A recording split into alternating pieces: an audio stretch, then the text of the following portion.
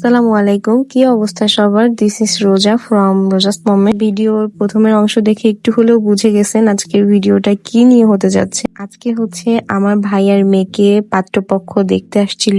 একটু মেমোরি রাখার জন্য আমি কিছু ভিডিও ক্লিপ নিয়েছিলাম, তো ভাবলাম ভিডিওটা এডিট করে আপনাদের সাথেও শেয়ার করি। আমার প্ল্যান এমন ছিল, যদি বিয়ে ঠিক হয় তো আপনাদের সাথে ব্লগটা শেয়ার করব, আর নাইলে শেয়ার করব না। আপি তারপরে ওকে একটু রেডি করাই দিচ্ছিল। আমরা সবাই বলছিলাম ওরে শাড়ি পরানোর জন্য, শাড়ি পরাইলে সবারই একটু দেখতে সুন্দর লাগে বেশি। সম্পূর্ণ রেডি হওয়ার পরে ওরে দেখতে খুবই সুন্দর লাগছিল মাশাআল্লাহ। এটা আমার ভাইয়ের মেয়ে, আমি হচ্ছে ওর ফুপি হই, আর ওর বিয়ে হয়ে গেলে আমি শাশুড়ি হয়ে যাব, ফুপি শাশুড়ি হয়ে যাব আর কি। সকাল থেকে আম্মু ভাবি অনেক কিছু রান্না করছে। ছেলের বাড়ি থেকে সবাই আসছিল, তারা সবাই দুপুরে খাওয়া দাওয়া করতেছিল। তারপরে বড়রা সবাই আমাদেরকে বলছিল ছেলের বাসার সবার সামনে মেয়েকে নিয়ে যাওয়ার জন্য। এই মুহূর্তটা কেমন লাগে আমি কখনোই সেটা ফিল করি নাই, কিন্তু ওরে দেখে আমার খুবই টেনশন হচ্ছিল। দেখা দেখির পর্ব শেষ হলে আমরা বাসায় যারা ছিলাম সবাই খাওয়া দাওয়া করে নিই। নেক্সট দিন ছেলের বাসা থেকেও আমাদের বাসার সবাইকে দাওয়াত দেওয়া হয়, আর এটা ছিল আমার সেদিনের আউটফিট।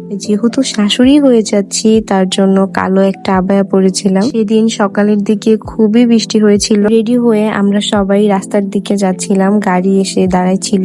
যেহেতু মেয়ে দেখে ছেলেদের সবারই ভালো লাগছে, এই জন্যই আমাদেরকে দাওয়াত দেওয়া হয়েছিল। আমি আজকে যে ভয়েস দিচ্ছি এখনো বিয়েটা কনফার্ম করা হয়নি, আমি জানি না ব্লগটা আপলোড দিতে পারবো কিনা। তারপরে আমরা ছেলের বাসার সামনে হচ্ছে নেমে গেছি। এখন হেঁটে ছেলের বাড়ি পর্যন্ত যেতে হবে, আর এত বেশি কাদা ছিল, আমি উঁচু একটা হিল পরে গেছিলাম যাতে আমার পায়ে কাদা না লাগে। আমার পায়ে অবশ্য কাদা লাগে নাই, কিন্তু আমার হাঁটতে অনেক বেশি কষ্ট হয়েছিল। এত বেশি বৃষ্টি হয়েছে যে বাসার অবস্থাটা একটু দেখেন। একটু উঁচু হিল পরে গেছিলাম, যার জন্য সবাই বলতেছিল তুমি পড়ে যাও না, তোমাকে নিয়ে ভয় করতেছে। যাই হোক, আমরা কেউই পড়ে যাই নাই, সবাই সুস্থ মতো রুমে গিয়ে বসি।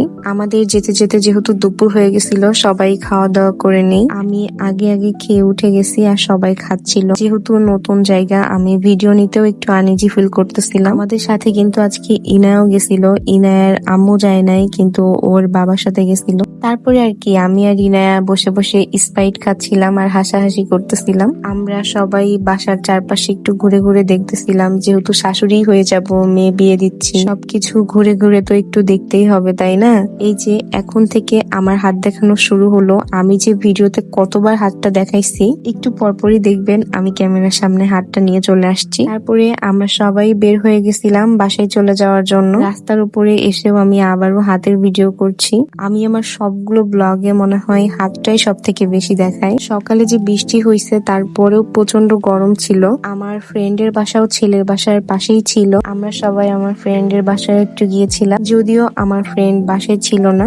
আজকের ভিডিওটা এই পর্যন্তই। Thanks for watching, bye bye.